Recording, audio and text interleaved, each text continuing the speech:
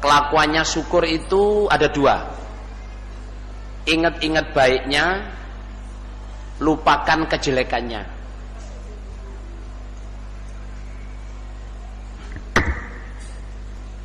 Syukur itu gini ya, orang yang bisa syukur ke Allah berarti orang yang bisa syukur ke manusia berarti bisa syukur kepada Allah. Yang belum bisa syukur ke manusia berarti nggak bisa syukur kepada Allah. Padahal orang nggak bisa syukur itu nggak bisa masuk surga. Orang masuk surga itu karena syukur. Ibadah ini adalah wujud dari syukur. Nah, yang perlu ditulis adalah saudara jamaah, yang perlu ditulis adalah kadang ya, orang yang ditolong menjadi cobaannya orang yang menolong. Ya, kadang orang yang ditolong menjadi cobaannya orang yang menolong. Ya, poin berikutnya, kadang orang yang menolong menjadi cobaannya orang yang ditolong, sehingga tidak bisa syukur. Kalau yang di atas tadi sehingga undat-undat. Ulang yang paling akhir. Kadang orang yang menolong menjadi cobaannya orang yang ditolong, sehingga tidak bisa syukur. Kalau yang di atas ya, kadang orang yang ditolong menjadi cobaannya orang yang menolong, sehingga undat-undat.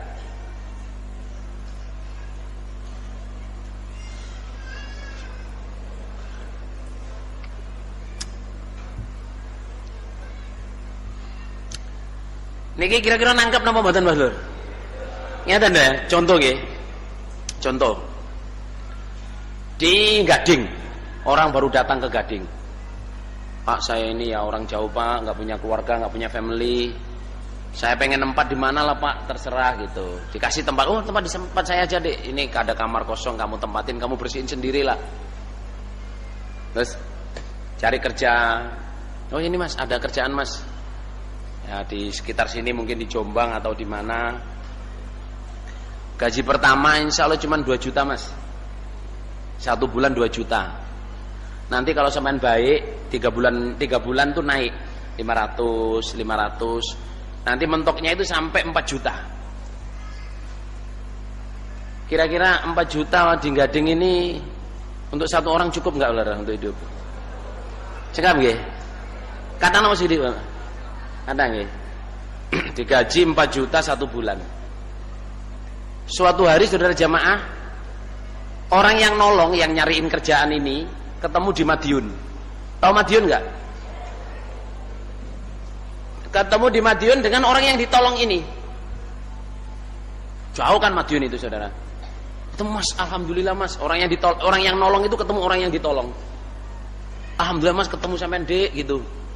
Saya ini tasnya hilang Dek, dompet semua di situ. Saya pengen pulang ke Gading, saya nggak punya duit, Dek. Tolong saya pinjam duitnya.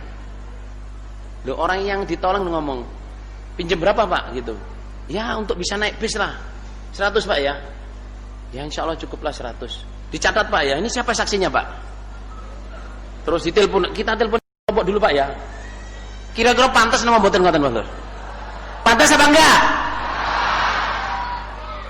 Sejamaah orang itu enggak ngerti syukur. Datang di Gading ditolong, dicariin kerja, cuman perlu pinjem uang kok, yang ya ditawar dan masih cari telepon, masih cari saksi. Siapa saksinya? Habis itu pulang ke sini dirasani, lihat tuh nolong saya hutang 100, pura-pura nggak tahu. Sejamaah orang itu orang yang nggak punya hati, nggak ada rasa syukurnya. Mestinya kan, oh kehilangan Pak, masya Allah. Yes, nggak usah hutang Pak, nih ada 500 atau 1 juta, bawa Pak, nggak usah diingat-ingat. Mestinya kan gitu. Saya antarkan Pak, saya carikan, saya bantu nyari tasnya di mana tadi, hilangnya di mana. Mestinya gitu saudara. Loh kadang kita ini saudara jamaah bisa merasa jijik dengan orang itu tadi, tapi kita sendiri ngelakuin. Asalnya datang di sini siapa yang nolong, asalnya nggak punya apa-apa ditolong. Terus kadang-kadang dengan orang yang menolong itu kita malah musuhin. Karena apa? Wa ja'alna ba'dakum li ba'din fitnah atasbirun. Kamu itu satu sama lain saya jadikan cobaan. Bisa nggak kamu sabar? Apalagi sampai dia ma'rufin. Dia ma'rufin itu saudara jamaah, gajinya bukan 1 bulan 4 juta saudara. Dia ma'rufin itu berarti dikasih surga. Pagi ngaji, pahalanya dunia seisinya.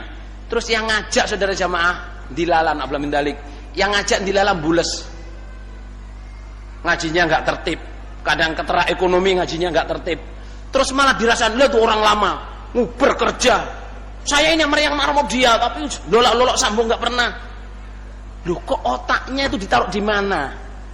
Mestinya saudara jamaah ya, orang yang ngamar ma'rufin terus bules karena ekonomi, mestinya datanglah, ajaklah dia, tarik dia bangkit kembali, kita usahakan seperti dia ngusahain kita sampai jadi orang jamaah.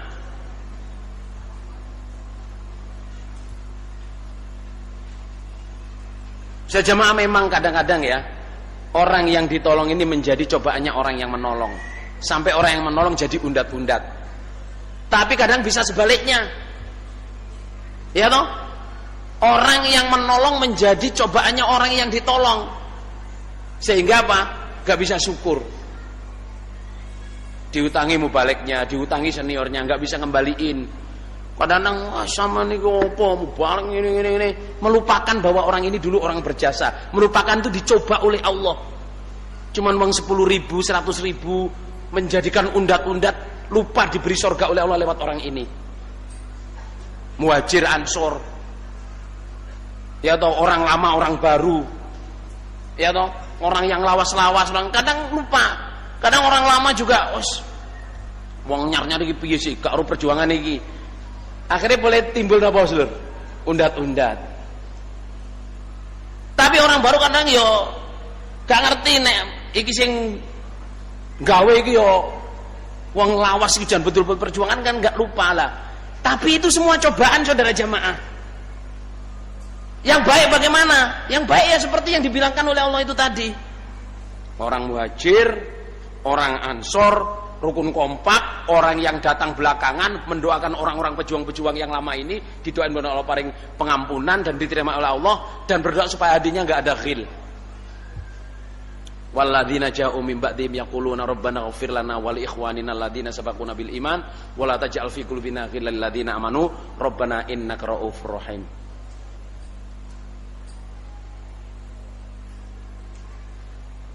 Saya dipahami saja jamaah. Soalnya apa, ini nanti saudara jamaah ya, akhirnya saling pemberian itu, ini saya ngomong global, sekarang dalam keluarga aja. Dalam keluarga saudara jamaah tentang syukur ini ya. Kadang-kadang orang tua dicoba oleh anaknya, memang anak menjadi cobaan orang tua, dalilnya begitu.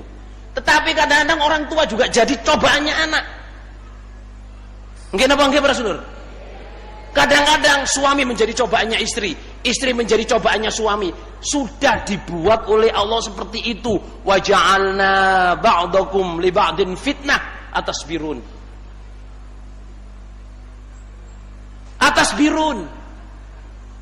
Bisa nggak kamu sabar? Nah, sabar ditulis nggih. Sabar ialah berpegang teguh pada kebenaran apapun jadinya.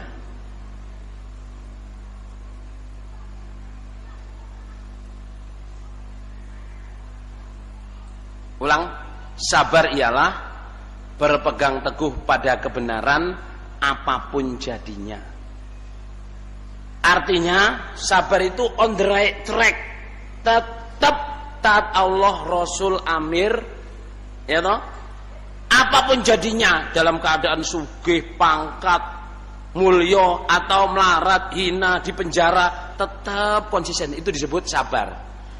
Karena sabar itu bukan kalau dijitak diem, istrinya diganggu orang diem, hartanya diambil orang diem. Itu bukan sabar, itu namanya bodoh dan lemah. Nggih napa nggih para sedulur? Oh diketak wong meneng ae. Apa gak mau balas? Sabar. Padahal asline wedi lho sing ngetak ndase sak driji sak gedang kluduk lho ya. Itu bodoh dalam kalau ada orang ngetak tanyain ngapain ngetak? Iseng. Ganti ketak saudara. Gitu. Kalau orang diambil hartanya ya bela nih harta kamu. Karena membela hartanya kok mati-mati syahid. Kalau istrinya diganggu tanyain, ngapain ganggu istri saya? Iseng. Gibeng para saudara. Gitu, ngapa ganggu bojone wong sing perawan searat-arat iki lho. Nah itu. Jamaah, sabar itu konsisten dalam kebenaran apapun jadinya. Sebagai suami, perintahnya Allah ini contohnya sabar ya. Ya ayyuhalladzina amanu. Inna min azwajikum wa auladikum aduwwal lakum fahdharuhum. Hei orang iman, sebagian dari istri dan anak-anakmu adalah musuh untuk kamu. Hati-hatilah terhadap mereka. Tetapi apa firman Allah berikutnya? Wa in ta'fu wa tasfahu wa taghfiru fa innallaha ghafurur rahim. Istrimu, anakmu itu cobaan. Cobaan di sini maksudnya apa? Bisa menghalangi kamu masuk surga, bisa nyeret kamu masuk neraka.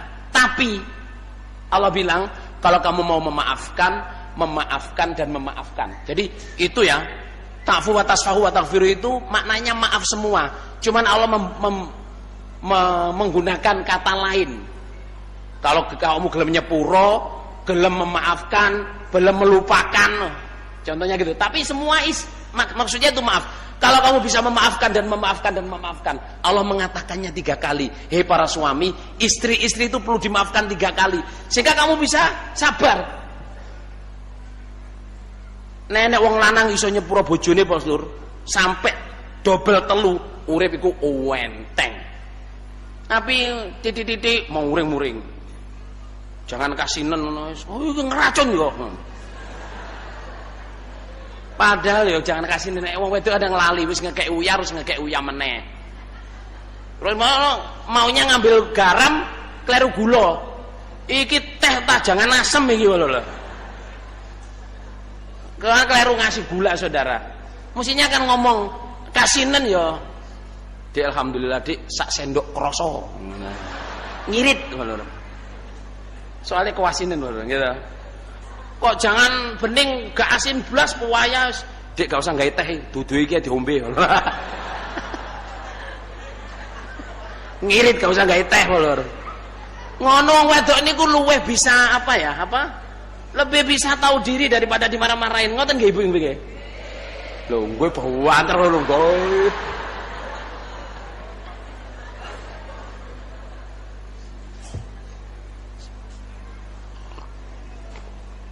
Ini belum nasihat tentang suami istri nih Mas Lur. Cek nyerempet titik Mas Lur. Lah tentang syukur tadi maksud saya itu ya kembali ke on the right track ya. Orang bisa memberikan dengan tangan kanan, tangan kirinya tidak tahu, itu maksudnya kita saling tolong menolong ini nggak usah dibicarain deh. Lupakan. Kalau nasihatnya Luqman alaihi salam, saya selalu bilang Luqman alaihi salam karena memang hadisnya begitu ya.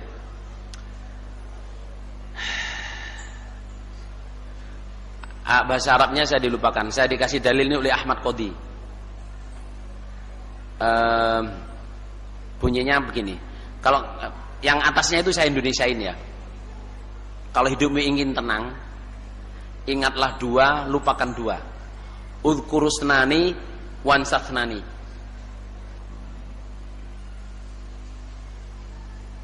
Ingatlah 2 itu, yang pertama Allah, yang kedua adalah kematian. Jadi kamu ingatlah selalu 2 hal, yaitu Allah dan kematian. Lupakan 2. Yang pertama, baikmu pada orang lain. Yang pertama. Yang kedua, jeleknya orang kepadamu.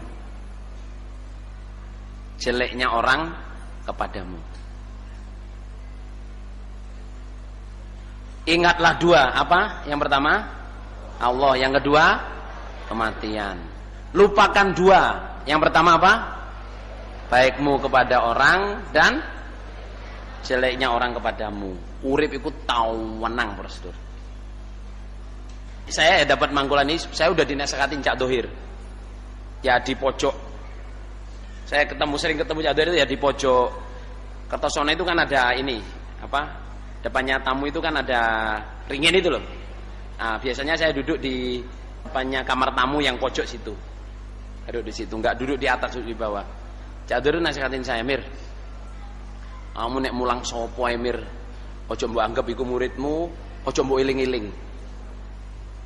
Oh ngoten Cak. Iya. Lah napa Cak? Ya wong kadang-kadang enggak seneng mir diceluk murid enggak seneng. Nek awakmu mbok iling-iling kok awakmu wah iki sing ngamar marufi aku sing ngingsapno aku. Iku syirik mir. Oh nggih Cak. Ingat betul, terus enggak taunya ada dalil ini saudara jamaah. Kalau hidup ingin tenang, ingatlah Allah, selalu ingat Allah dan selalu ingat kematian. Enteng Rasulullah. Allah pol-poli mati Rasulullah. Nggih napa nggih Rasulullah? Pol-pol mati. Nek mati gak mlebu swarga mesti mlebu neraka, nek gak mlebu neraka mesti mlebu swarga. Milih ndi Rasulullah? Terus ingat, kalau ingat Allah, kalau kita ingat Allah, Allah ingat kita terus. Lupakan dua, baiknya kita pada orang. Kalau kita berbuat baik, lupakan. Gak usah dieling-eling. Mas, sampean yang nolong saya gini. Apa ya, kapan dia? Enggak kok, sama dulu nasihatin saya gini. Well, lupa. Memang dilupain saudara. Kalau orang berbuat jelek, oh mas saya sorry gini. Wes. Sudah saya maafin dulu jadi masa toh? Enggak, perasaan saya enggak kok. Padahal dia berbuat jelek ke kita. Menurut ukuran mangkel, tapi karena udah dilupain, jadi ketemu biasa gitu aja. Itu langsung panjang saudara, ada berapa 7 lembar, 7 baris ini. Nah, kalau bawahnya itu wakun kal ardi fit tawadu. Jadilah seperti bumi di dalam tawadu. Artinya nasihatnya Luqman ini, bumi ini dahsyat saudara.